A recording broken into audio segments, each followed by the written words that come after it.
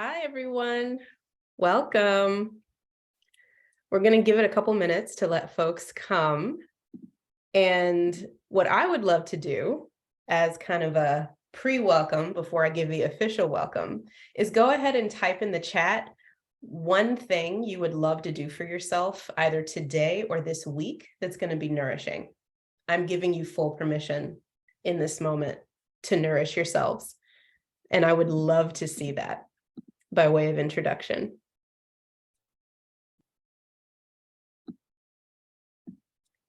Aha, say no and rest. That's super important. Ooh, swinging in hammocks, sitting calmly in the sunshine. Oh, happy anniversary, Brian. That's beautiful. I'm seeing a lot of notes about napping and sleeping in here. Yay, pioneers. Ooh, massage. Okay.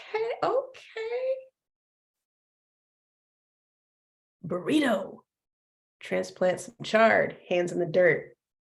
Oh, this is beautiful, everyone. Thank you. Okay, so 2 minutes after the hour, I think I'm going to get started, but please keep the comments about how you're going to nourish yourself coming, because these are really beautiful. It's beautiful for people to walk into. So I love to start with a deep breath. We're just going to do some vibe setting before I pass it to Ruth to do the official introduction to the program. So everyone sit with your spine 75% straight, 25% relaxed. You can either close your eyes or just focus gently at a point on the wall or something beautiful in front of you. Take a slow breath in and release.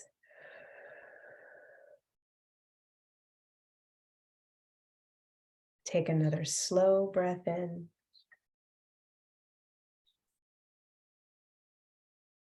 And release. Take a last slow breath in, the slowest one yet. And release.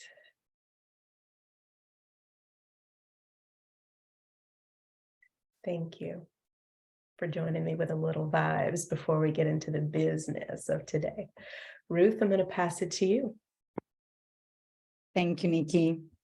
Hi, everyone. It's actually a little bit emotional to be here today because it feels like the midway, actually, of a really beautiful journey of, supporting the co-creation of this amazing Liberation Agriculture media series. So, I'd love to welcome everyone. I'm right now in England, in the UK. But I'm actually from Brazil, that indigenous peoples called Pindorama is one of the many names of the many indigenous languages we have on that territory. And together with my colleague Faith, who's here as well, I am one of the co-creators of what we call Regenerosity. And Regenerosity was actually a collaboration between Lush Spring Prize and the Buckminster Fuller Institute in the US. But now we're becoming kind of our own organization. And our main idea was to help shift funds, especially trust-based funds, to really amazing grassroots organizations. Actually, we've been funding a lot on agroecology, permaculture, regenerative agriculture, but in a way that actually supports connection, peer learning, really believing that the wealth and the knowledge is really being held by the groups that have their hands in the soil and working on the land. But we also are really keen to share stories and create opportunities for platform, for sharing stories, and for helping to change the narratives around regenerative agriculture to turn it into something that's much more holistic and wide and inclusive and diverse. And I think we're really thrilled tonight to begin to share some of those stories to everyone that came tonight, and celebrate 4 of the farmers that we have been working with in the series. We've been working with 8 farmers. These are 4 of those amazing humans that are transforming their communities, challenging systems of oppression, and practicing what I call liberation agriculture. And I think I haven't seen this word, these 2 words, liberation agriculture, being used that often. And it's much more than just a catchy phrase. It really represents a vision for our collective relationship with nature, with agriculture, with land, with food, and with each other. And for me, it describes an agriculture that actually reminds us of our common humanity and that we can grow through liberation agriculture so much more than food. We can help to regenerate soil, but we're also reweaving the social fabric. We can bring back diversity, but we're also using it to rekindle our souls and actually drive hope and courage in times of helplessness, actually. It's a kind of agriculture that helps hold water in the soil, but it's actually helping us to heal our stories. And ultimately, it's a pathway to sovereignty and liberation. And I think today, and through the media series, we really want to give a flavor for what liberation agriculture is and what it can be, and this vision for the future. And the series starts with a 20-minute documentary, but it's also a collection of photos, articles, different vignettes that we aim to make public and open to wider media, and for people to really use and start this dialogue to change the narrative on regenerative agriculture. And I think just to wrap this up, I think to bring a little flavor from Brazil, I know this is very like North American centric, the first part of the series, but I'm from Brazil, even though I actually lived in rural South Dakota when I was a teenager. So I have had my share of experiencing the rural culture of America. But my theories of liberation actually comes from the global South and from an educator and philosopher called Paulo Freire.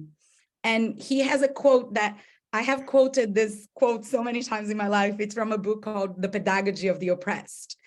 And a bad translation for it, it's something like this: no one frees anyone else, and no one can free themselves on their own. People can only free themselves in communion. And I really believe that true freedom and emancipation can really only be achieved through collaboration, solidarity, and through dialogue. And that's why we're here tonight, to host this beautiful dialogue between incredible humans.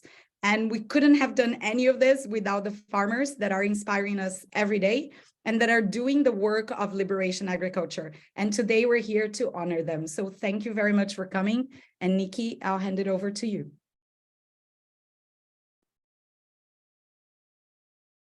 Thank you very much.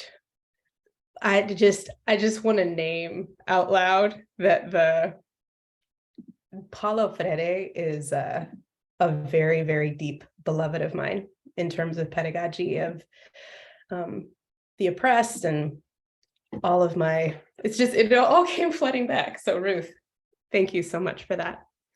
Now I would love to pass it on, I think, to, is anyone from Green America going to talk more about the collaboration, or can I get to the introductions now? Yeah, it's Jessica? Okay, perfect. There you go. Really quickly, thank you so much, Nikki. And Ruth, thank you so much for that beautiful framing for us. My name is Jessica Holstill, and I'm the director of the Soil and Climate Alliance at Green America. And we believe so completely in the idea of coming together across communities, across supply chains, across organizations to create this change that the farmers you're about to hear from are already leading, that Ruth has brought together, that Nikki is highlighting for us. Green America is an organization that believes deeply in how do we bring the consumers into this work to support the world that we want to see. So we do a lot of work around consumer education and advocacy, specifically in this setting. Our amazing Climate Victory Garden program is helping people to reconnect to food at the level of growing it themselves and understanding that process and reconnecting there. And then at the broader level, the Soil and Climate Alliance is a supply chain based working group where we are bringing together all of the people along this system that we need to change how food is grown in this country.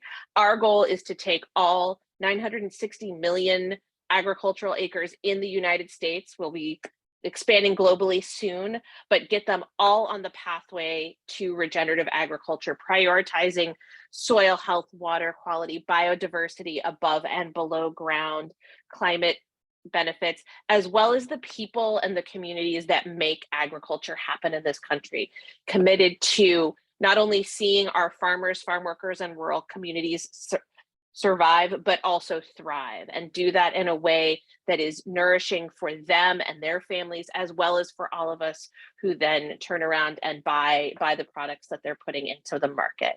So excited to hear from farmers like Graham Christensen, who's been part of our work and has been always pushing at me to do more faster over the years, as well as the new voices that I'm just meeting for the first time through this series. And it is with deepest gratitude to Ruth and Lauren and Faith and the team at Liberation Agriculture for letting us be part and helping to elevate these voices and learn in a way that will change the way that we are helping others to learn and to come into this space. So thank you all so much.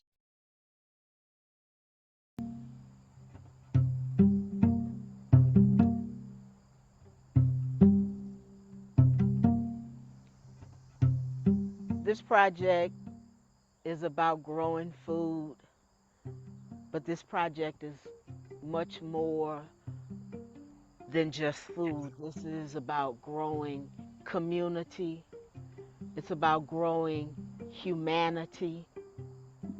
So we are reattaching ourselves to ourselves in this work because we've been dismembered mentally, spiritually, physically.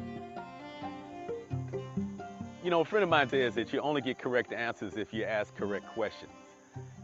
And so if the question that we're asking is, how do we get enough food to eliminate hunger, we'll never get to the real question.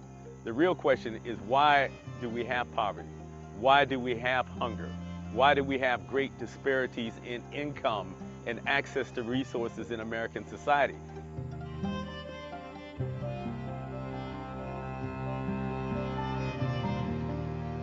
What we need to understand is that food doesn't exist in a vacuum. Food is the product of a system. It's the product of our history. It's the product of our attitudes toward the land. And while we may think that we've lived in an era of abundance, the fact of the matter is that the cost of that food is much greater than we think it is, because we're ignoring the cost taking place to the land, to our water, to our air, and to rural communities. You know, I think what we've lost so much in our society today is that connection. And it's not just a connection with nature, but it's a relationship with nature. And I think we have a lot to learn from indigenous people, peasants from around the world, people who actually produce food for their communities in all parts of the world. We need to relearn some of that, because we've lost so much of that, and living on a farm, growing food, emphasizes why I think we need to change the way we eat, change the way we grow food, and change the way we think about agriculture.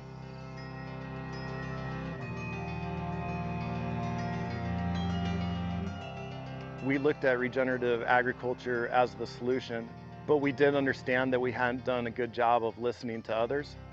By asking questions and listening, we have been able to get more insight on what regeneration truly is, what the larger context of regeneration is. If young people are not able to be part of the solution, we cannot be able to regenerate Mother Earth. Because at the end of the day, truly, we are all in this together. That is why it is so important that we cooperate and share and learn from each other, so we can be able to grow the solutions together.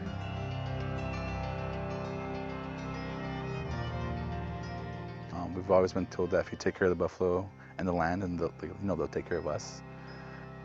And I think there's just a mirror of their own kind of history with our own as a people.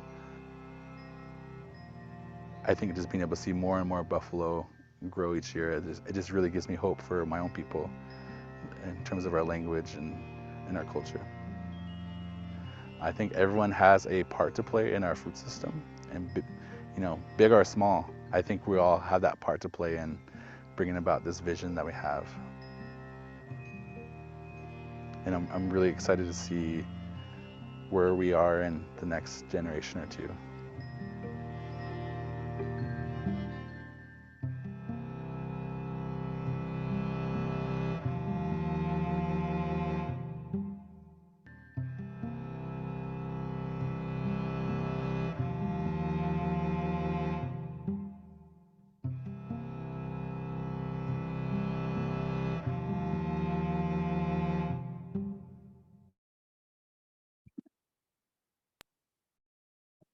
Beautiful. Thank you very much for that. And I'd love to begin with some introductions. My name is Nikki Silvestri. I'm the CEO and founder of Soil and Shadow. And Soil and Shadow is a leadership team and organizational development firm that works mostly with folks in the food system and climate system sectors on regenerating ourselves. Because the very short bio on me is that I was a nonprofit executive director in that space for the early part of my career. I burned all the way out. And now I want to make sure that everyone working in regenerative agriculture and on climate solutions is tending to ourselves as we tend to the earth. And so to introduce our panelists here, Matt Wilson is the Food Sovereignty Initiative Director at Siĉaњġu Co. He is a citizen of the Siĉaњġu Lakota Nation. The Siĉaњġu Food Sovereignty Initiative works to create an indigenous and localized food system that supports Wichozani, which is holistic health, and tribal sovereignty through farmer training programs, regenerative food production, and developing markets that support local food producers. Robert Bordeaux is the community media lead for Siĉaњġu Co. He is a Siĉaњġu Lakota descendant whose community is the Rosebud Reservation. Outside of his daily work of storytelling and media, he is a writer and poet whose work mainly focuses on our relationship with land, plant and animal relatives, and each other.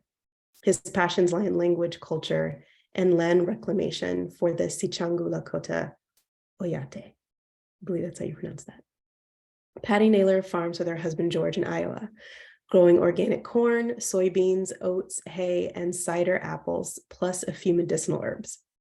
Patti has traveled to Nicaragua and Cuba to learn about food sovereignty and agroecology.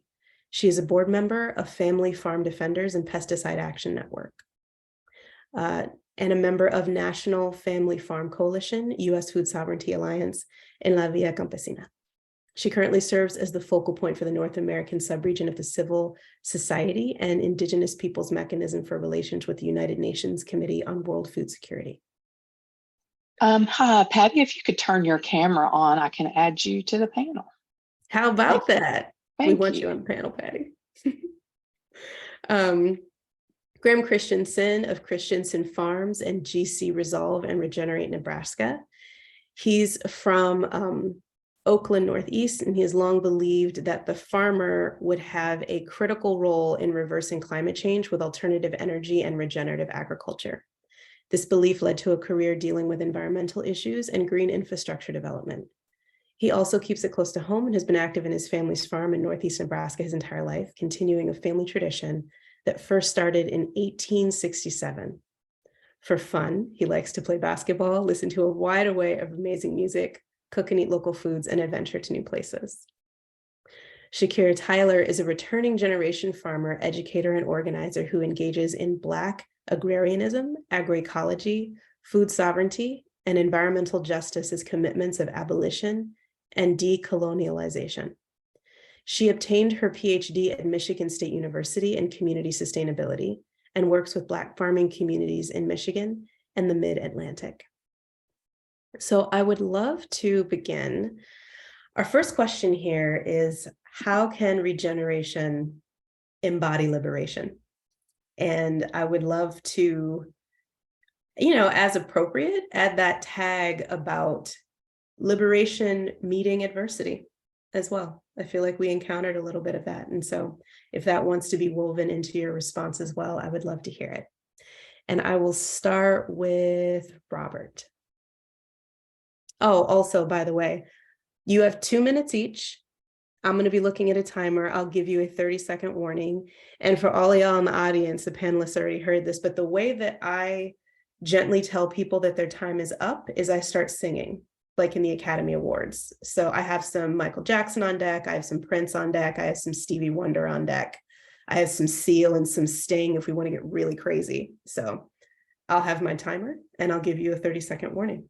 Robert, please. Hello, everyone. It's good to be here today. Glad we were able to power through that moment together and here now. So I love this question. Something I think about a lot. As someone who grew up in South Dakota, but away from my Lakota family, I think a lot about reconnection. I think a lot about coming back to, the work we do through Siċaњġu Co, specifically the Food Sovereignty Initiative. It's about reclaiming food systems, foodways, bringing Pate Oyate, Buffalo Nation, back home. When our Pate relatives thrive, we thrive. And so to me, that's what it's about. It's coming back to, and we all, I love naming this, we all have those connection points, no matter what people, group, cultures, or land base we exist on or come from. We all have that in our DNA, and so that's what always encourages me to keep moving forward. So beautiful, Robert. Thank you. A minute to spare. I would like to go to Shakara next. How can regeneration embody liberation? Yeah, thanks, Nikki. Peace, everybody. So glad to be here with you all. That's a really hard question to fit into 2 minutes. So I'll do my best. I actually don't see how reclamation is done adequately or authentically without embodiment. To me, like all of these things have to be holistic. It's a whole spirit practice. And so it's not just intellectually thinking about these things or even emotionally engaging in these things or even physically doing the actions. It has to be a whole synergy that brings all of these things together. And I think that's what makes it sustainable and actually it makes it stick in multiple senses of the term. And so as Robert said, it's about understanding that nothing is new about this. And like we're all returning to this like ancestral memory that our ancestors have been holding for us for a very long time. And so it's a very sacred act to just remember in a very intentional and authentic way. Thank you, Shakara. Appreciate that.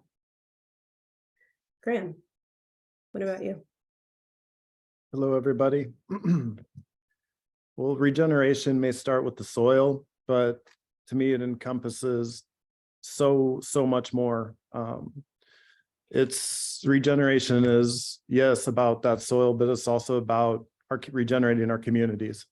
I'm familiar with the rural setting. I'm familiar with other settings too, but just firsthand and watching our rural areas erode over, the 43 years of my lifetime.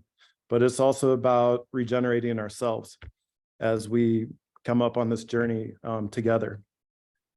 And as we get ready for the great land transition from the last generation, we know that we'll need more young people on the land to be able to usher in this new direction of regeneration.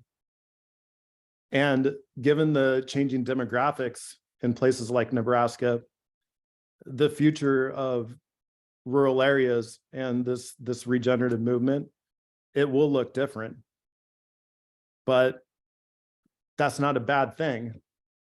This will bring new creativity, new ingenuity, new arts and new colors into these communities that have watched a lot of this over time rust away. And it will be able to solve our greatest problems with our land, our air, and our water, and the issues surrounding equality for all. So in just closing, only if this transition takes place in this way can we liberate more people from many communities, from their communities, and to live the highest quality of life and gain their greatest potential, which as one holistically helps enable us to regenerate this great land and this life together. Thank you, Graham. Patti, what about you? Thank you, Nikki. First of all, I just want to say how honored and how humbled I am to be here with so many incredible people with such deep wisdom. I want to focus both on the liberation portion of the question. Liberation is when the oppressed are freed of their oppressor. And what happened earlier reminded me of an incident. I was at Standing Rock in 2016, protesting along with my relatives, my indigenous relatives, against the Dakota Access Pipeline. And as I was walking around camp one day, a white couple approached me and wanted to interview me. And so I said yes. And it was not until the end of the interview that I realized that they were intruders, infiltrators. And I went back and told my friends what had happened. And they said, that's been happening to us for 500 years. And it made me realize how much I don't know, and how different our realities are, and how much we need to learn from each other. So when we talk about liberation, I like the fact of putting liberation and agriculture together. It helps us reframe what it is that we're trying to do. This framing helps build on the political awareness of the food sovereignty and agroecology movements, especially those that from around the world in other countries and other spaces, other communities. About 30 seconds left. Thank you. And it helps us understand just the identity of the systems of oppression. And mainly that is capitalism, and especially monopoly capitalism in the current context. So I really like I like this combination of terms. Thanks. Thank you, Patti. Matt. Mudakapi, Matt Wilson, Machapolo, Shante Washana, Pijapolo. I think for me, I'm going to kind of approach it, hopefully doing both regeneration and liberation. And I think to me, regeneration means similar to a concept that we have in Lakota culture. It's this concept of wotakuye. And wotakuye means that we are prioritizing and embracing relationships. And I don't mean relationships between just humans, but relationships between plant and animal relatives in the land. And so I think being able to view these things as relatives, it means that we treat them with respect and with care as you would a human relative. And so I think indigenous people had a relationship with the earth and with the land and with our food system that embraced wodakuye. And it did work in concert with nature. But as we know, through colonization, this way of life was taken from us. And now I think for myself and other indigenous communities across the United States and the world, we're working towards reclaiming that. And I think a lot of people have said this beautifully. We are kind of returning to that. We are working to revitalize that relationship with one another, with food, with land, and for us on Siċaњġu land with buffalo. We are embracing our indigenous identity and our values, and that we are trying to carry that through in our work. And we also believe that in order to be a truly sovereign nation, that we need to take control of our food system. And we're trying to do that by transforming these colonized systems that were designed to be extractive and work against 30 us. seconds left. And so that's how I view at least the liberation side. So thank you. Thank you, Matt. Appreciate that. And just moving into more clips from those beautiful responses to liberation. We're going to see some themes about history and healing. And then I have another question here for our panelists.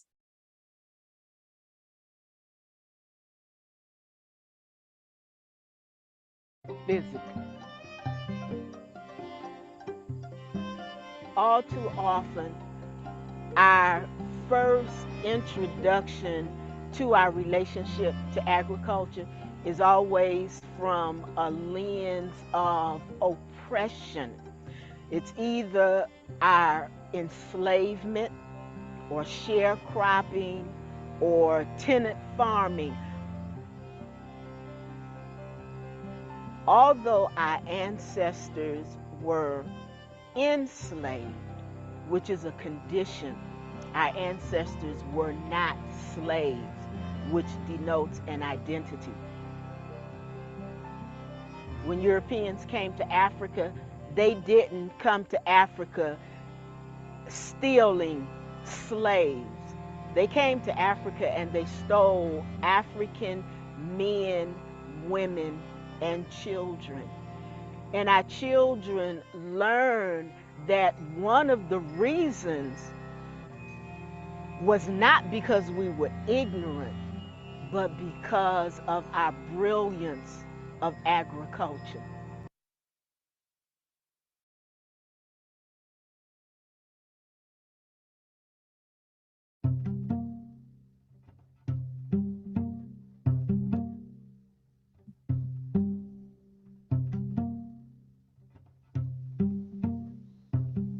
Buffalo and Lakota people have always had this sacred relationship. In our creation stories, we were one and the same. We're related. We didn't know how to live, and we were kind of starving. And so the buffalo really came out and sacrificed themselves so that we could live. They taught us how to be good relatives and how to care for the earth and one another. There's just a way that they go about living. It's just really in tune with nature, and I think that's something that we try to strive for.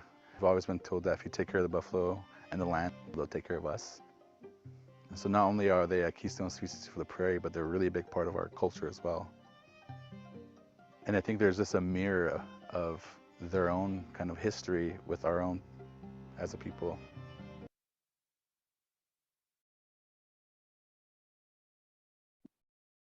Thank you. So in those clips, one of the things that they were both interrogating was about the origins, the root of our origin stories. Where are we beginning our stories from? And what are those origin stories rooted in? And so as we talk about healing, that's what the thrust of this question is how is the work your communities are doing on the ground rooted in your histories? How does that relate to healing? When we're looking at that, the root of your origin stories, how does that inform your work? Anywhere you'd like to take that? And Shakara, I'd love to hear from you first. Yeah, I'm happy to start. So I'll start by sharing a quote from Leah Penniman, who I'm sure many people are familiar with. And so she says that Black people have confused what happened on the land with the land itself.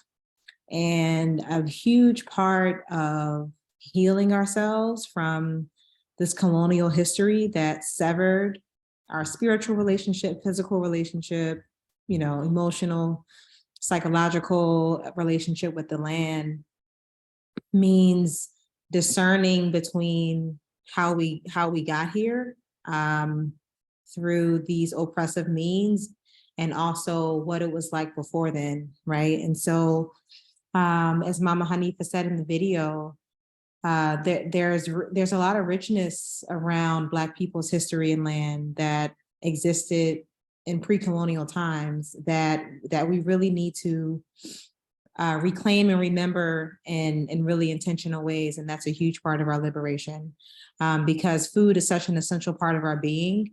If we're always going to connect food and eating and land, inevitably, because food comes from the land, with oppression, then we're never going to get to where we want to be, right? And not as liberation as like this ultimate destination, but as a journey where we're going to constantly meet all kinds of challenges and contradictions, right? Like when we think that we've arrived at this moment, there's going to be more challenges and contradictions, more mountains to climb.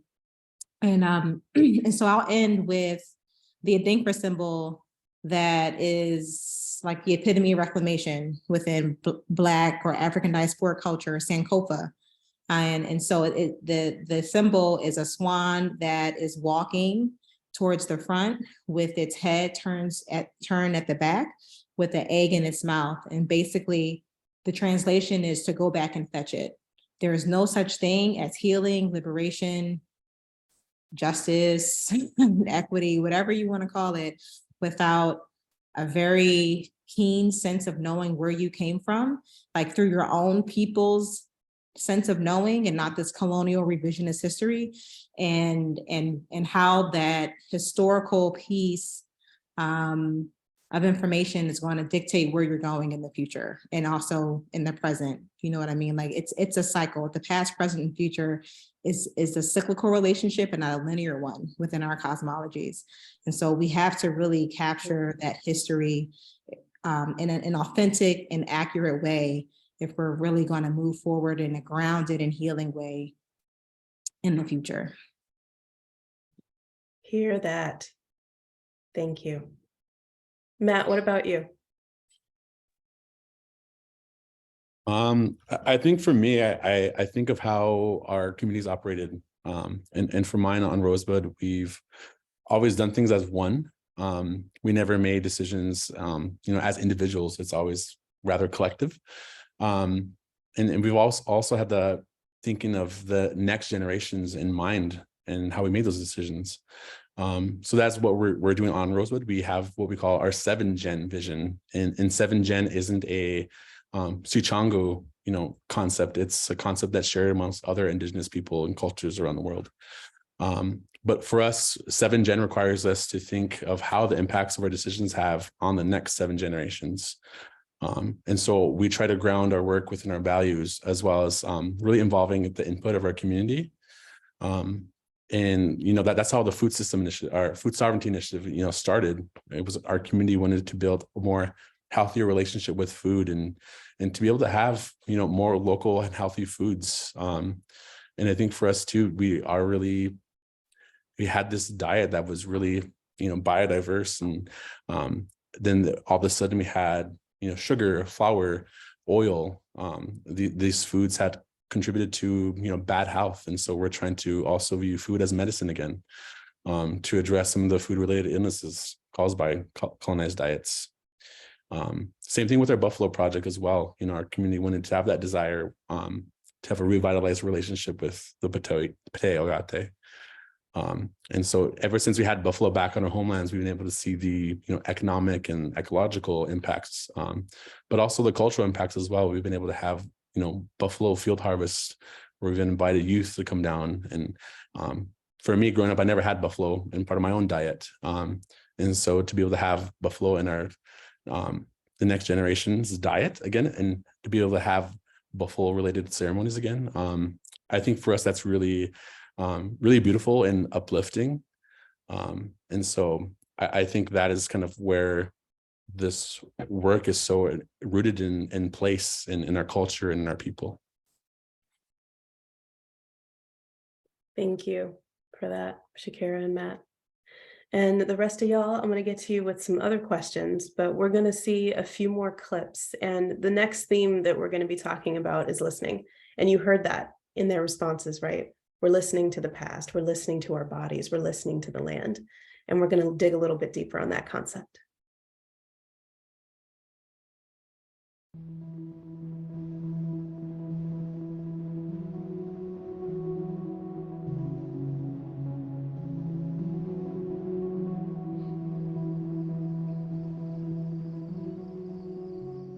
As farmers in Nebraska, we set out to do better in agriculture.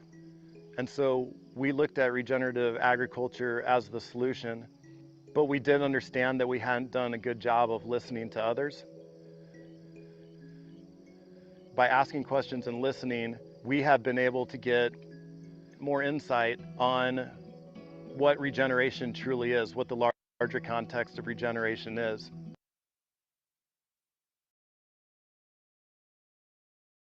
More farmers are right now, like myself, gaining further understanding of how we can use practices that look at and model past generations of Nebraskans, both ancestral through our family farm lineage and through indigenous communities. And so relationships started to grow in Nebraska and beyond. We started learning more from some of the indigenous farmers down the road who were deploying more of these practices. They were the first regenerative farmers. This has created more ideas for us to bring back to our farm and allowed us to try new things that are reconnecting us with our friends in the urban areas.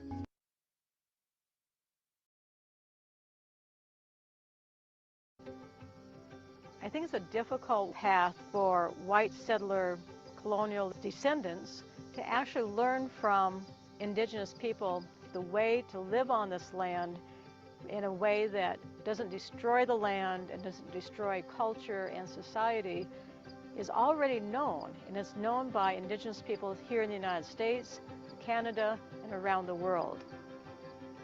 They have this knowledge. How do we learn from them without co-opting that or without distorting that, without making it something different?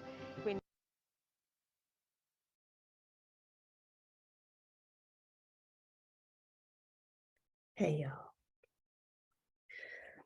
So those clips were about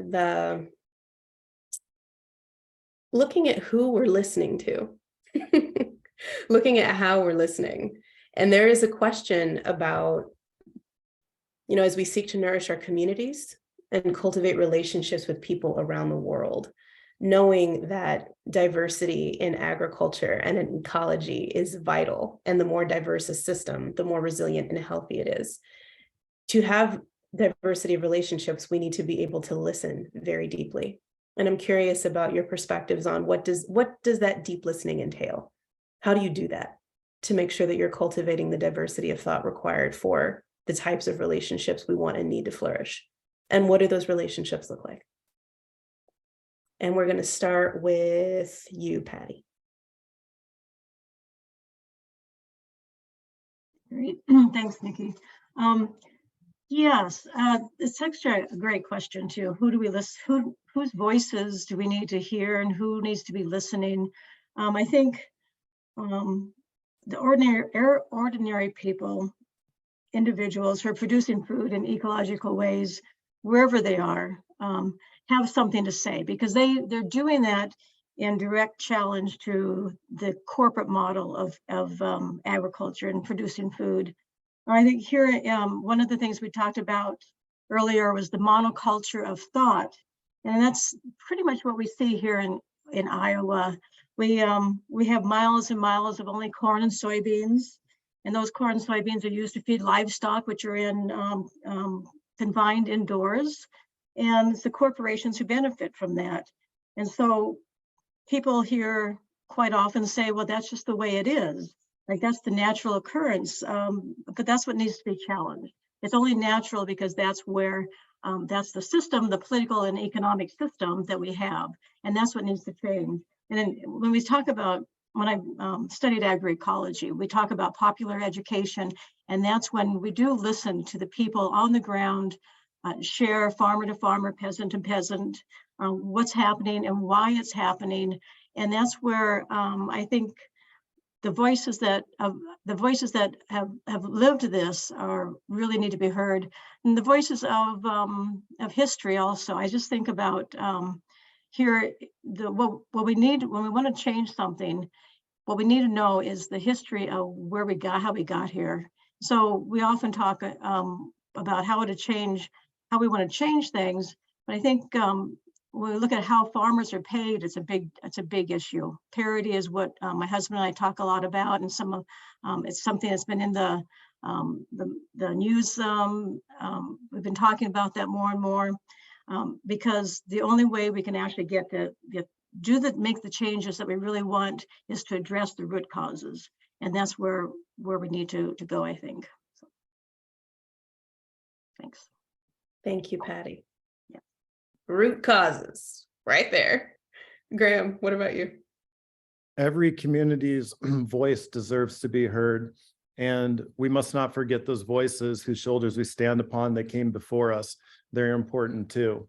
In 2017, I learned about regenerative agriculture. I was excited. It was a solution on the farm in which we could be able to mitigate rising greenhouse gas emissions. But as I came home and entered discussion, kitchen table conversations in rural areas, and we started to discuss regenerative agriculture with farmers and other people from the area, we decided that we needed to take a step back and listen to others first before we started anything. And so we went into the inner city, we went into North Omaha, we went into Lincoln, we went into tribal communities and had conversations there. And of course, we had our conversations in the country as well. And we learned so much more. We garnered more context from where each of us were coming from in this conversation around food, nutrition, access, sovereignty, and all of these things. And that gave us perspective. That is what started Regenerate Nebraska. That is how we created a collective vision, not as regeneration as a niche, but as the way that it will be, the way that we will transition to. And it's only through this kind of thinking can we reconnect the severed triangles that have been created in recent times. The triangle that disconnected rural, urban, and tribal. The triangle that disconnected the farmer from the consumer and to those supply chain workers. We've been taught and constructed that these are different, but we are facing the same things in different ways. And through regeneration, we will get this back. You said through them triangles. Now I'm gonna be thinking about what other triangles are artificial separations. I didn't have that model before, Graham, thank you. And so the next topic, so some themes I just want to lift up, right? Listening is so deeply rooted in what is beyond us. And you get that perspective when you listen to folks that are different than you. What don't I know that I don't know, right? The don't know that you don't know zone. And so we are going to get into spirituality. We're going to get into soul. We're going to get into that ultimate source. And I'll have a couple of questions there as well.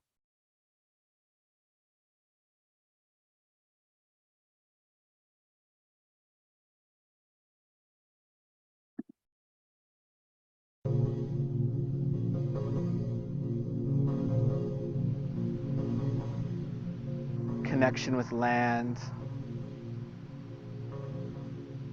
connection with our animal relatives and our plant relatives.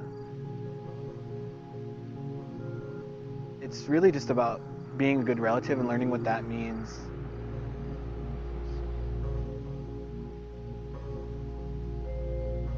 Learning about how to harvest it, learning about its medicinal purposes.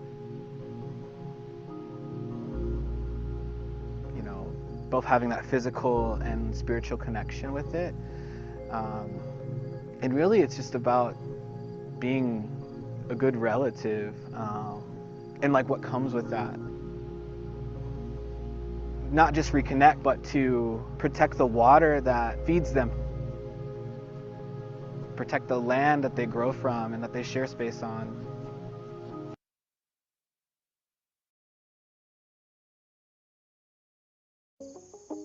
Regeneration is a way for us to deeply explore how we heal our relationship with these other beings that don't have, you know, a face and hands like we do, but are deeply alive, are vividly alive just as we are. Through grasshoppers and ants and butterflies and honeybees and the trees and the worms, all of these forms that exist outside of human form that are actually quite interdependent with us. Like our lives are very interdependent on these non-human forms. It brings us back down to a reality that doesn't put humanity on a pedestal.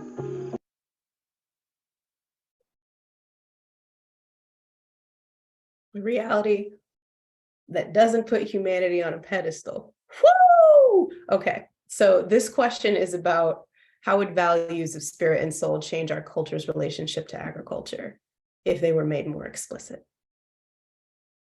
And Robert, I'm gonna start with you.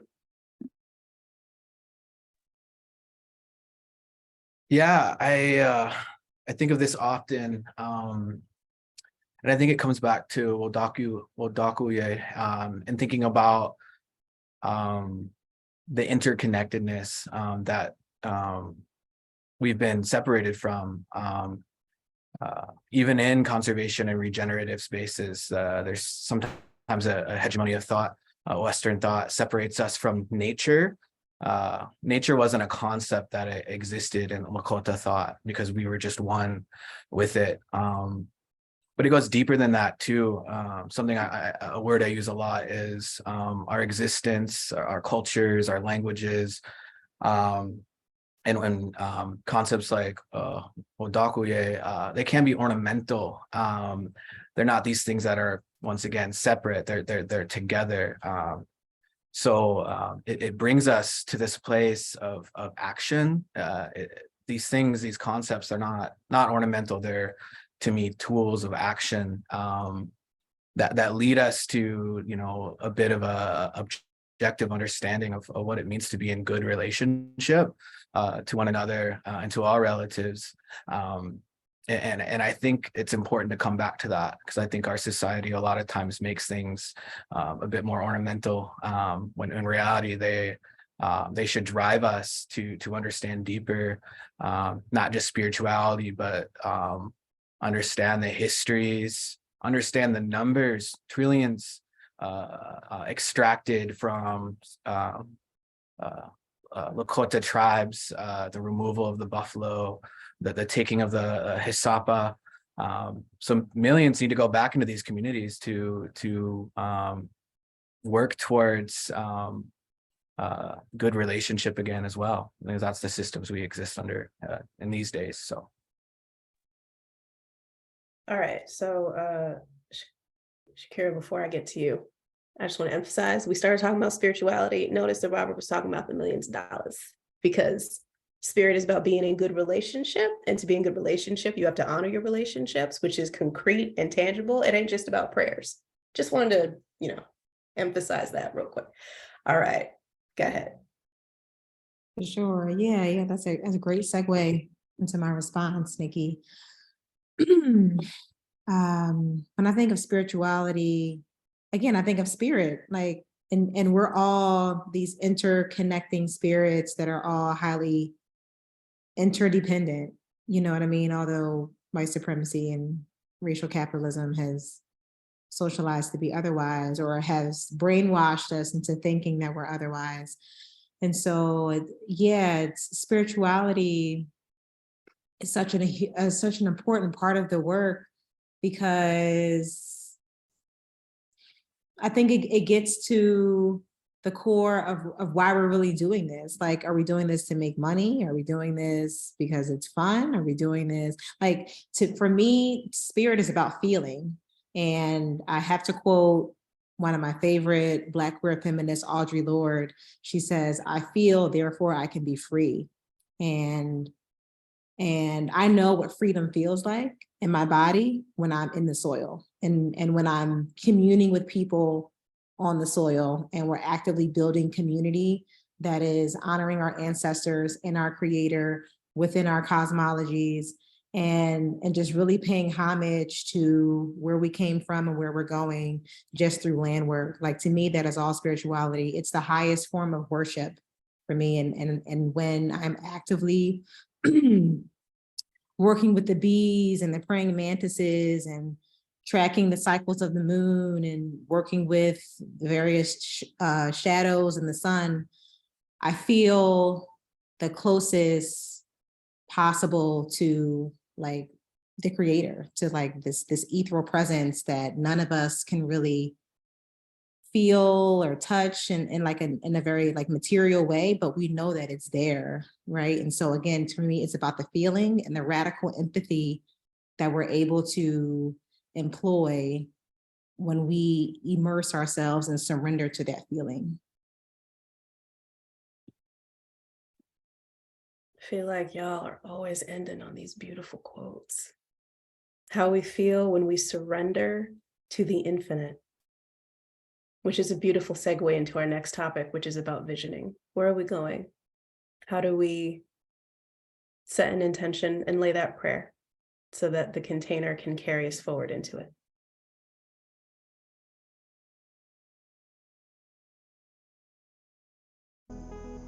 By taking control of the food that we consume, one of the most basic elements in sustaining our lives is really an act of agency. And so it's our hope in using food as a way to do that, that it generally develops a sense of agency within people, where they understand that it is their right. It is their human right to exercise self-determination, to have influence over how the food that they consume is produced. It's also their right, if that food is sold, that profits derived from that food are circulated back within that community instead of being extracted from that community for the use and benefit of colonial forces. And so for us, this struggle for food sovereignty, to define both how food is grown, what is grown, who profits from it, the entire way we look at the production and distribution and consumption of food, We're interested in defining all of that because that's part of this larger project of us defining our lives in general, of what we sometimes call self-determination.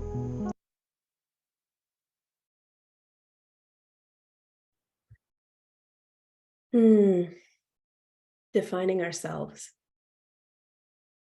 And food is a medium to define ourselves. So when we think about food as a medium, what's your version of that for how food can be used as a medium to imagine alternative futures and community? We're going to start with Matt. All right. I think for me, just going back to what is food, and I think food is the most, intimate connection we have with the earth, with the land, with each other, because we all eat. So it connects us in that way. And then for us, as Lakota people, we also use food in our ceremonies. And so we've also been able to use food as a tool to empower our community. For a long time, our people have been, oppressed under these colonized systems we're currently living under. But I think we're slowly waking up as a community and realizing our power as a sovereign nation, that we have the power to transform these systems.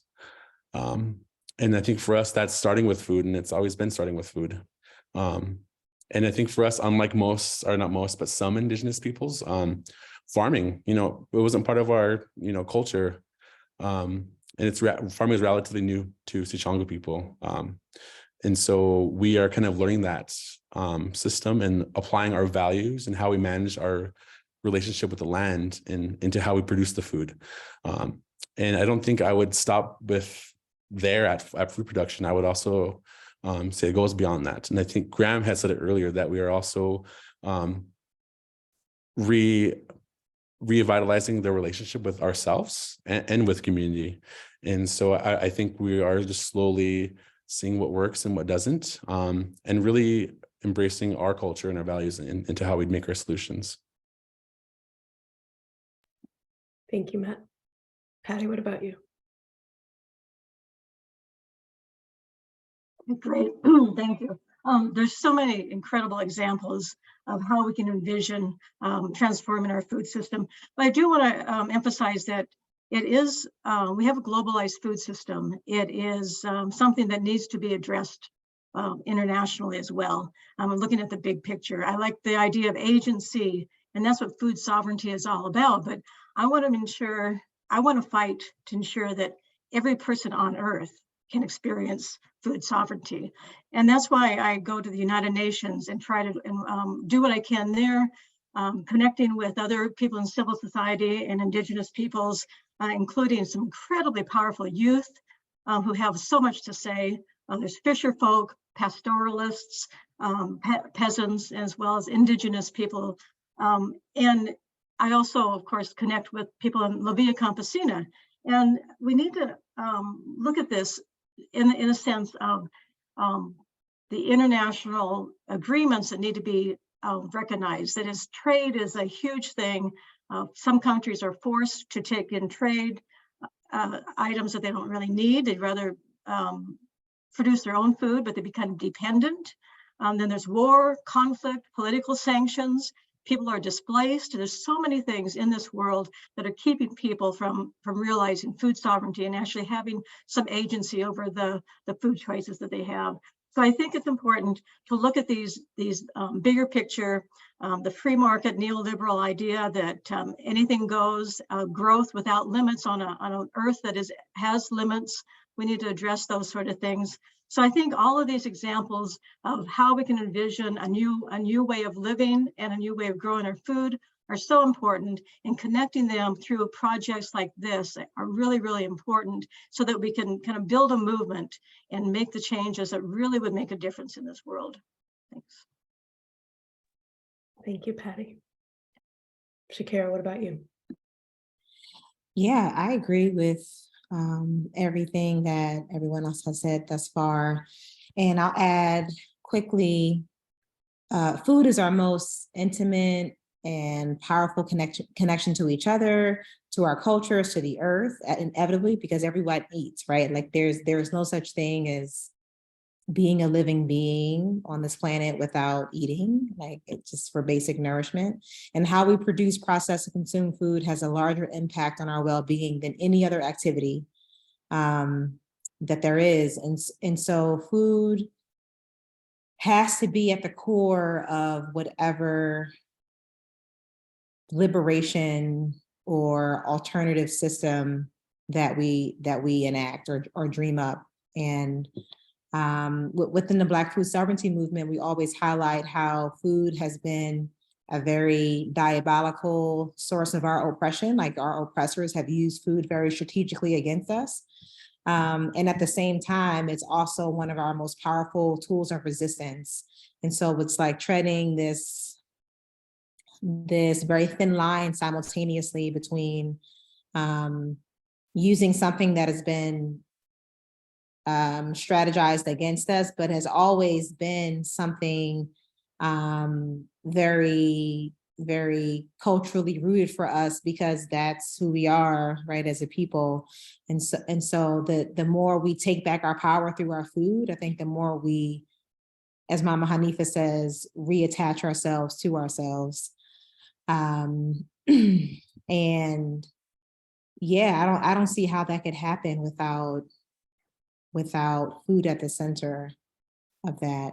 And really, so I want to end by illuminating the historical Black Panther Party survival pending revolution and how they used food as an organizing tool. So for example, the free breakfast program that fed thousands of children every day across the country, because they knew that children could not become radical militants against the system if they were hungry, right? And so they used food as a way to ensure survival for the children and for their families through like the donation boxes that they provided and so on. And then they coupled that with political education around what we call the fuck shit of the system and how to dismantle it, right? And so they pulled people in with food as an organizing tool, but they didn't leave it there. You know, they followed up with, this is what we have to do if we're going to be free, y'all. And correct. And food has always been that conduit. You know what I mean? Like it's like the central place where it doesn't matter what you believe, how you move, you know, 15 seconds brings left. people together. It's all in there. Brings people together. My next question is about this. So I would love for all of the panelists to join. And I'll actually start with something personal, because we're going to talk about moving forward together, and then we're going to get into some Q&A about how food can support us to seed solidarity in these deeply polarizing times, and how food can support us with coming together. And I will just share myself that I am in Tulsa, Oklahoma right now, and I'm on a family vacation, but you know, with a 2-year-old and a 5-year-old, vacation or not. But one of the big things that we're doing here is an ancestral trip. My grandfather was born in Tulsa in 1919, and I grew up with stories about how when he was 2, he had to move because his grandmother's shop was burned down and this big thing happened. And I only put together in college that he was probably in the Tulsa massacre. And my other grandfather was born in a small town in Oklahoma. And so we've been doing a trip with my children around the all Black towns in Oklahoma, which I didn't know much about. And then going to visit the all Black towns that are not quite active anymore, but there's still a few older Black folk that are like, wait, your grandfather was born where? He was born in Bowleg? You know, that's in the Seminole Nation. Was he Seminole? And then they started telling me about Black folk who were part of tribes down there. And I didn't have very much of that history. And so they encouraged me to go back and look at my history, and then looking at, you know, the white slave owner history that's in my body. So we're on this deep journey here. And the thing that feels the most, the thing that's penetrating me the most is that it's actually all in my blood. Like these threads of so many things are in my body. They're in my DNA, they're in my epigenetics. There's questions in my DNA that if I keep going back and I keep asking questions, I might find the answers there. And so the last thing that I did when we visited the all Black towns was I bought a cookbook, because that's the main thing that they sell to introduce people to the concept of the all Black towns, is sell their cookbooks and sell their recipes. And so at this time of deep polarization, I think one version of that for me is just to start with some fried green tomatoes. Start with the peach cobbler. There is an invitation in food that is the most gentle. How old are your children? Just, can I give you a slice of pie? That can be a bridge around so many things to start with folks' humanity. And that has always been the reason why I'm in the food system work, and I always will be. So I would love to move to Graham and see about your answer to that question. And I'll do 2 minutes on the clock again and give you a 30-second warning. We'll take this in a different direction than maybe people will expect, because it's so important. But obviously we started with listening, learning, identifying issues, and now we get to talk more about solutions and how it pertains to this whole scenario. It doesn't matter where I go to talk to young people. If it's at an event like last night at the University of Nebraska, Lincoln, in a college course, or it doesn't matter if it is on a gathering put on by the Malcolm X Foundation in North Omaha. It doesn't matter if this is in partnership with my friends up at the Omaha Nation. When you talk about regenerative agriculture, food and nutrition, there's just always a certain percentage of young people, no matter where we have these conversations, that light up. They were meant for this. They get it right away. They want to be a part of this. It might not just be raising corn. It might not be cows, but it may be trees, or it may be developing soap out of ethically produced products. It comes in a number of different forms, but when you are allowed to create those pathways, then that's where the magic happens. Unfortunately, in the United States, we have taken the pathways away from the next generation. The next generation does not have the pathways to the land that the prior generations have had. And so now in our area, land is $13,000+ per acre. How will young people really truly get to experience about 30 seconds left real access to that land? And so through identifying those issues, we can be able to develop programs with our partners that create better curriculum, better mentorship, and a whole host of programs as no silver bullet that allow the creative development of new pathways onto the land from young people who were meant to be farmers who have currently not had pathways. We need to focus on developing those programs. That's what Regenerate Nebraska plans to do in upcoming days and years. Thank you, Graham. Let's go with Robert.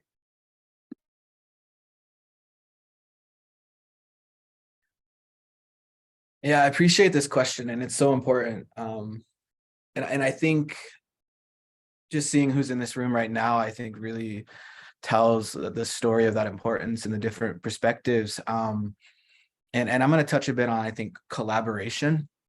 I think sometimes that can get missed, especially in spaces like social media where everything's just like quick blips and quick this and quick that. But people being able to ground themselves, specifically on the land that they're residing on now, is super important. Understanding what those specific food systems look like there. They're obviously, if they're living beings, they're participating in that food system, whether it's in urban areas or rural. And at the end of the day, we all play a part, and there is no, I don't know if I'm using this word right, but like hegemony of thought when it comes to what needs to be done and how we move forward together. And I think that's important because my hope is when I think about the work that Siċaњġu Co does and other communities works, it's a launching point. It's an inspiration. At the end of the day, we're all in specific communities. We can use these models as inspiration, but every piece of land across what is the United States and across the world has different stories. Learn those stories, begin those relationships, and I think that's how we move forward. That collaboration piece is just vital, and being able to change these systems. We talked about 15 seconds. 30 seconds. Cool. This will be perfect. In a previous meeting with all these lovely folks, this idea of people's being parts of an ecosystem. And I think that's very true. We're all different beings, different organisms, and just like the ecosystems that we see around us, there are things we bring to the table, knowledges that look different, and that's okay, and that's beautiful. We need to celebrate those as we're living in good relationship with all our relatives. Beautiful. I just want you to know. Okay, very good. Let's go to Shakara. I felt it. I felt it coming. I knew you were going to call me. And I've been talking a lot, so I'm gonna make this real brief. So food is a portal. Food is like a teleportation, what they call it, a teleportation chamber of sorts. It's a medium. Teleportation. Thank you. It's a medium and an anchor and so many other things.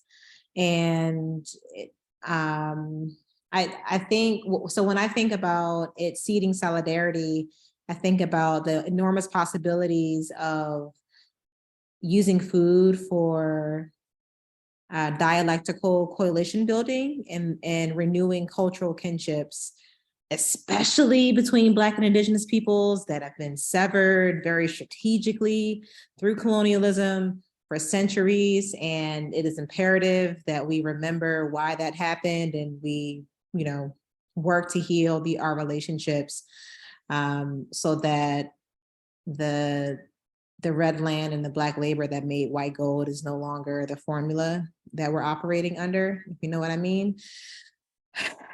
And yeah, saving seeds, sharing seeds with one another, like doing seed keeping exchanges is all like are really fruitful, I think, technical, practical actions and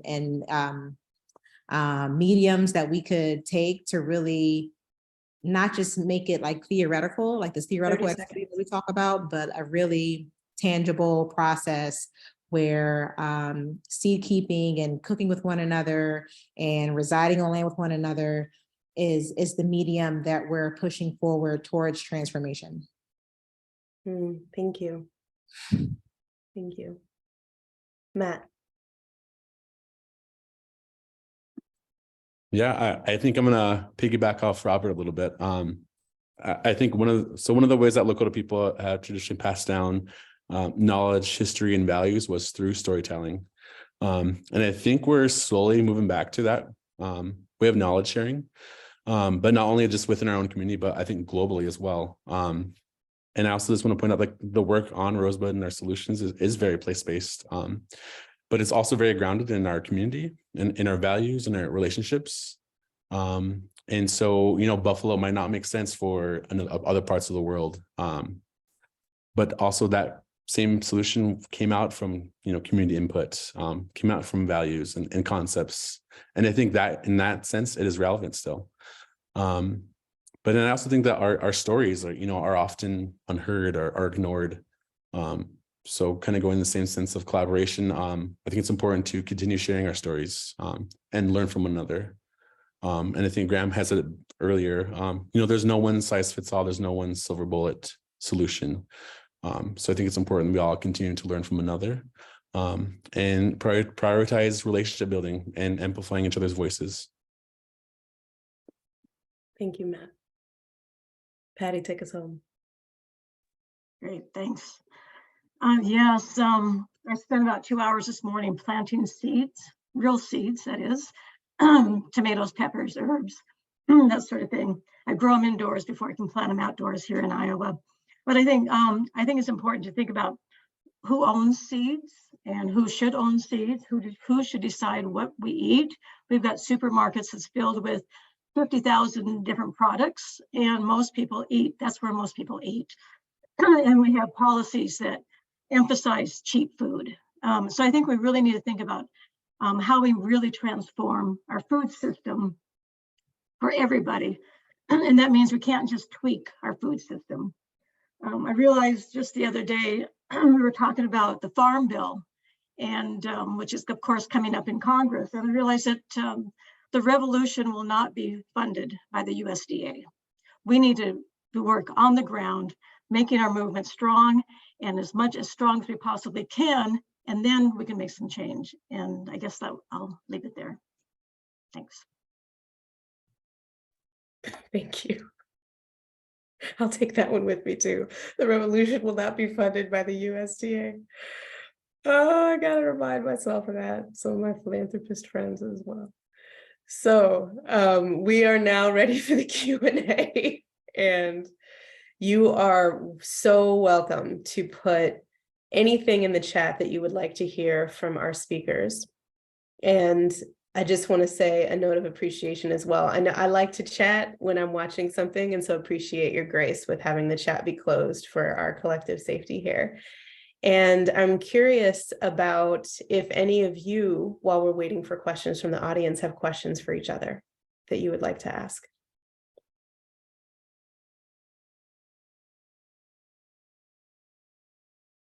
Or anything else that you would like to share. I also got some questions. So.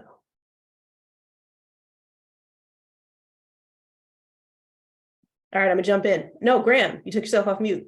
Graham, go for it. I just really want to build off of what Patti was saying with the 2023 Farm Bill.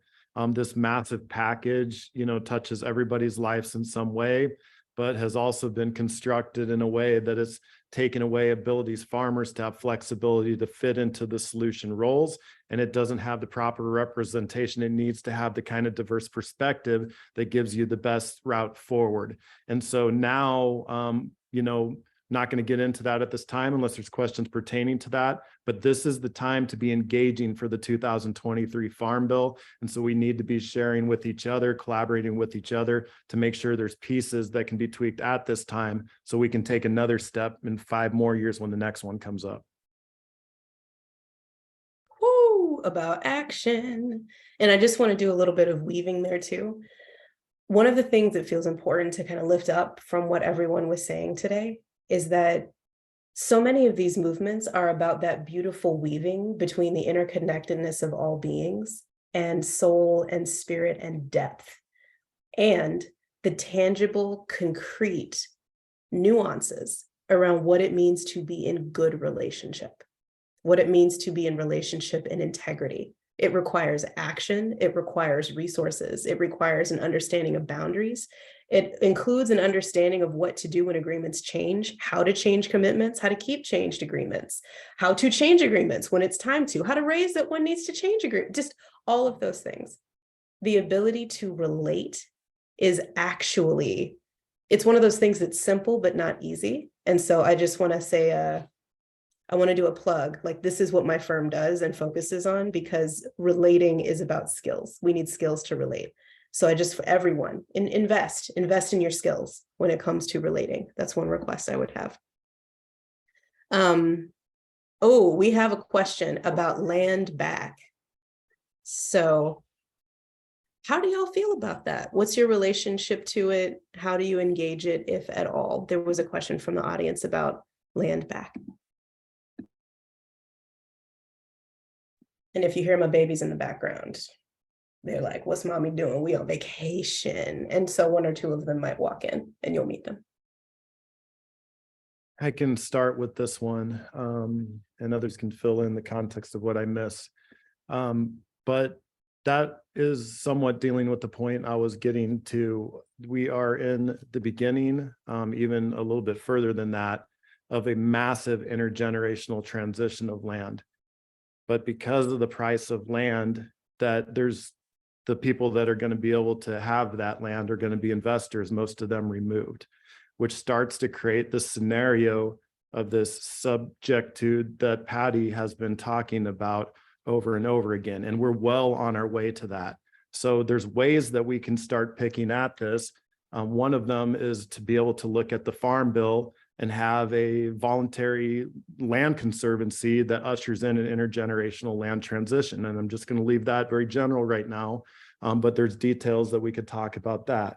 We're also in Nebraska exploring Ghanaian models that have been used by Dr. Kofi Boa to be able to unite and tool up and give education to young prospective Ghanaian smallholders, aggregating those smallholder lands together and working with labels. That's another example. The Maya community in Nebraska that has been displaced from Guatemala that is here now are looking to team up with philanthropic support to be able to get a piece of land and start applying their principles in agriculture with things that grow here in Nebraska to reclaim and to put down their roots, their permanent roots in Nebraska as a restart, but bringing all their milpa and some of their other techniques here. So once again, no silver bullet. It's going to take all of the above, but as the land transition is starting to go forward aggressively, we have to create pathways for those young, aspiring,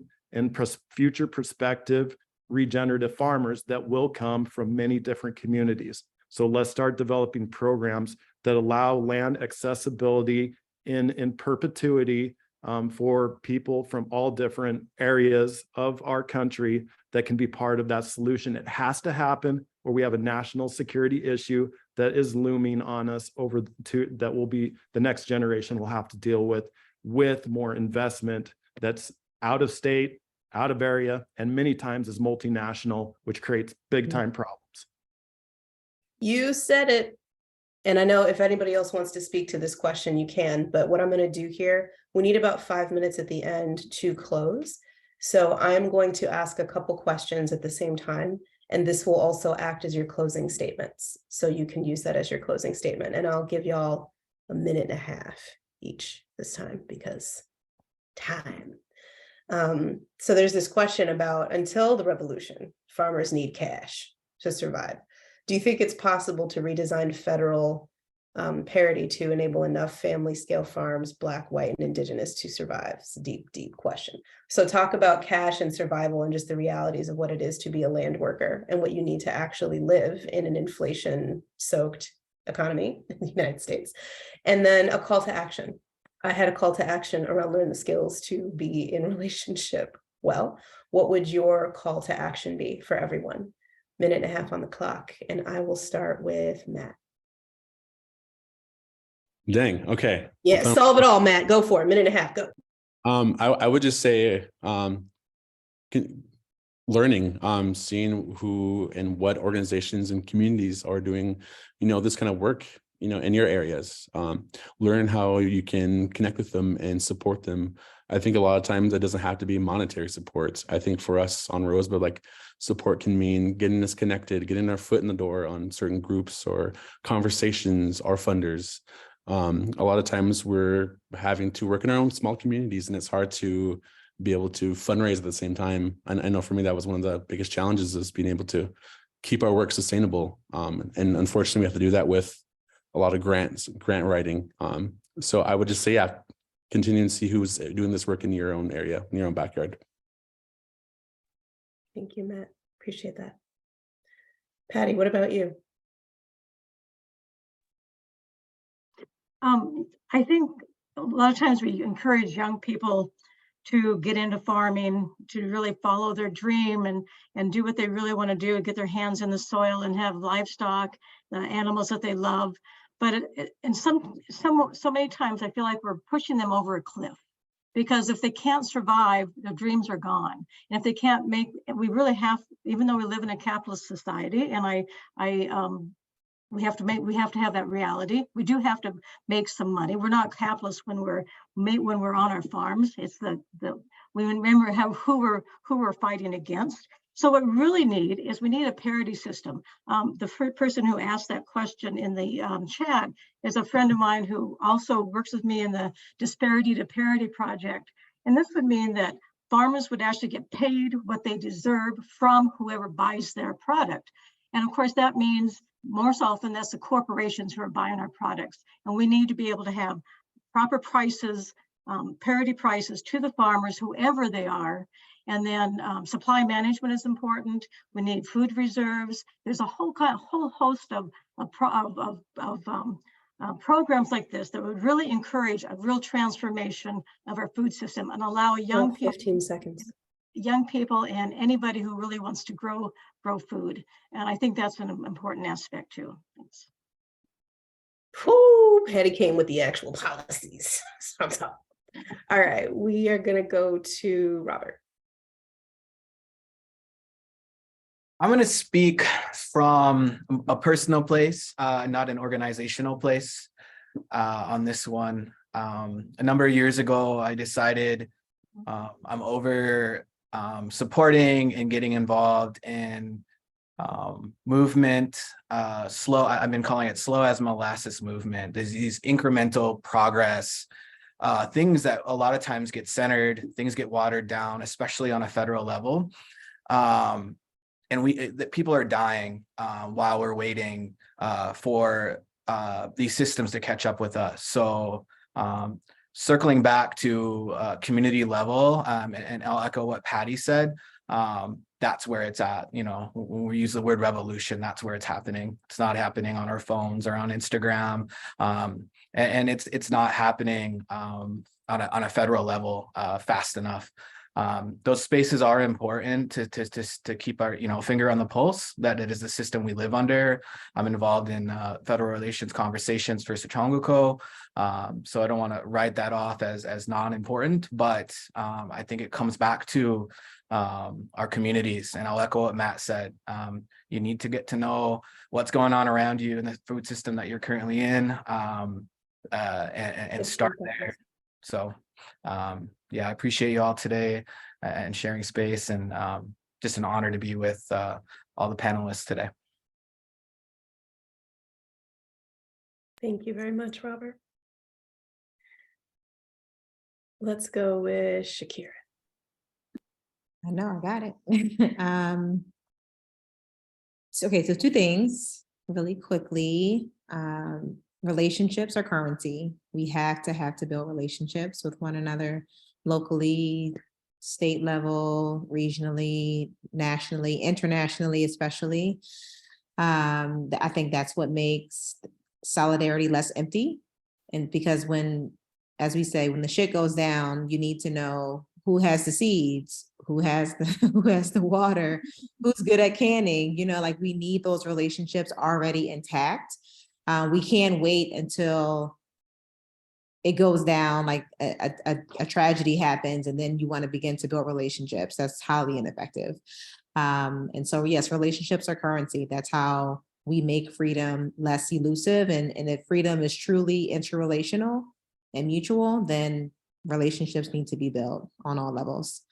And the last thing I'll say, I want to uplift the Detroit Black Farmer Land Fund that is working in solidarity with Anishinaabe peoples here in Michigan, specifically in the Detroit area, to see a land back campaign here, because we know that we just can't rebuild Black land ownership through purchasing Black urban land. We also have to have a decolonial lens as we work towards abolition, which is the affirmation of Black life. We also have to work towards indigenous sovereignties and futurities, because again, red land, Black labor made the formula for what it is. And so there is no liberation for us if there's not liberation for Indigenous people specifically. And so we are working very strategically to financially, socially, politically support the Land Back campaign on Anishinaabe lands here. So you can find more about it by talking with me. I'll put my email in the chat, and I'll also put the website in the chat as well. Perfect. Thank you. And Graham, what about you? Parity is the ultimate goal. In honor of my father who passed away on Friday, this is something that him and many of the gentle rebels of the American Ag movement supported. They almost had a deal struck in the late 70s for parity when they had stormed Washington, D.C. Peacefully, but it didn't pan out. The Farm Bill has taken us away from this area. The commodity title, combined with the current way that the federal crop insurance program are written, prohibit people essentially to be able to start developing monocultures, or away from monocultures into polycultures that allow for a much more diverse setting of cropping opportunity, allow more tools to be used and more products to be marketed. This has been decimated. So we have to get back to the fundamentals of looking at the Farm Bill program and making sure that it enables all kinds of farmers and opening up market access so that we can be able to get more products that are good nutrition to more people.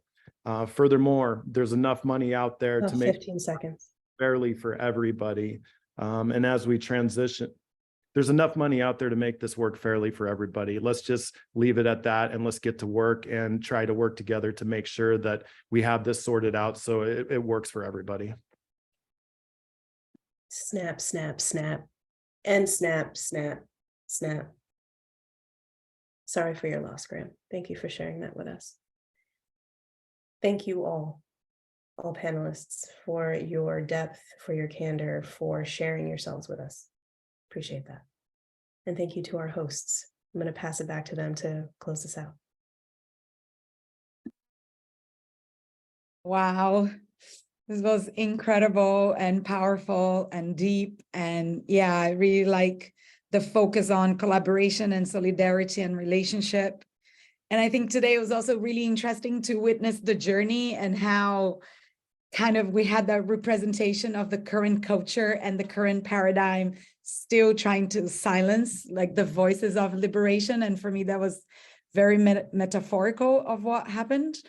And for me, it just makes getting the stories out there even more necessary. So we see this need for meaning and for being part of something. And I think being part of a food system that is actually supporting cultures like we had a glimpse of today and supporting life and connect us to all of this through food.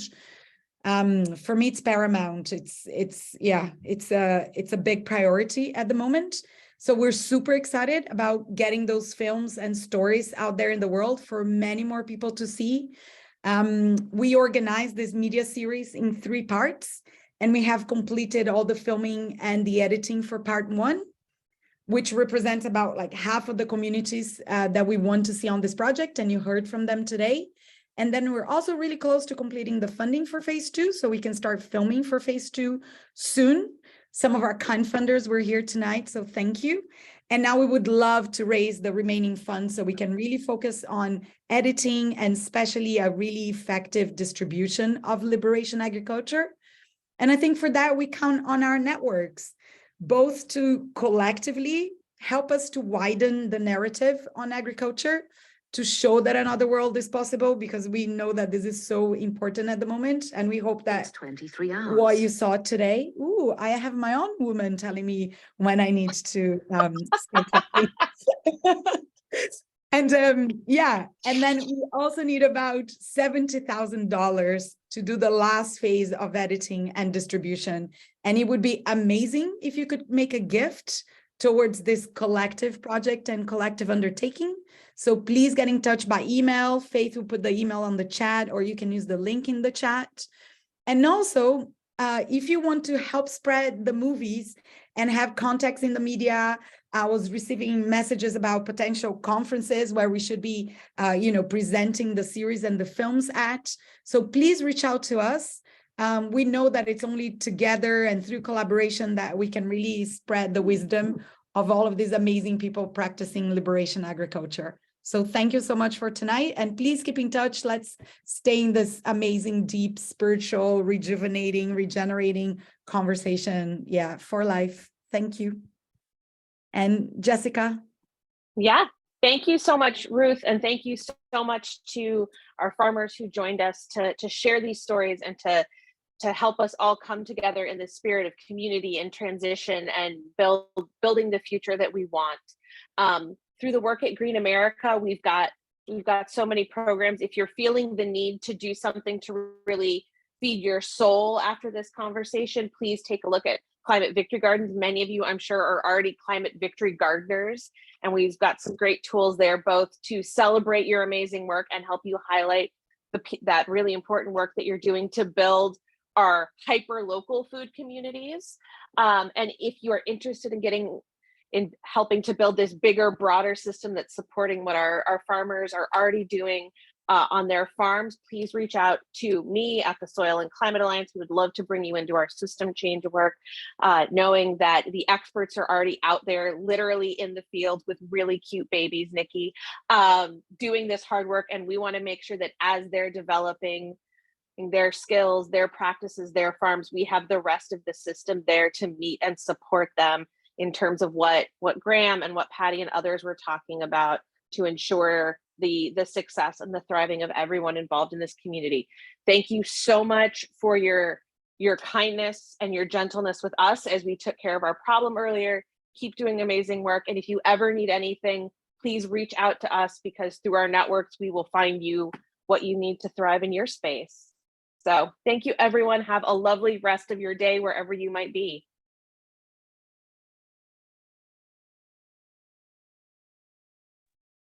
Thank you so much. Thank you all.